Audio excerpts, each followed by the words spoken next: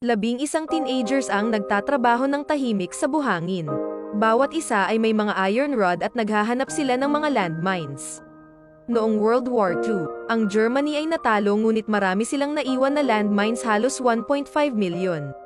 Sa west coast ng Denmark at 2,000 na bihag. Sa mga bihag, 11 years old ang pinakabata at 20 naman ang pinakamatanda. Sila ay naging mga buhay na probe machine. Ganito ang digmaan, ito ay upang apihin ang mga mahihina.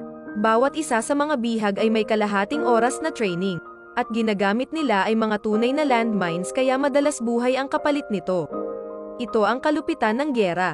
Ang kwentong ito ay isang madilim na kasaysayan na inangkop batay sa isang totoong kwento. Isang binatilyo ang naglilinis ng landmine. Kinakabahan siya at nagsimulang magpanik pagkatapos ay sumuka.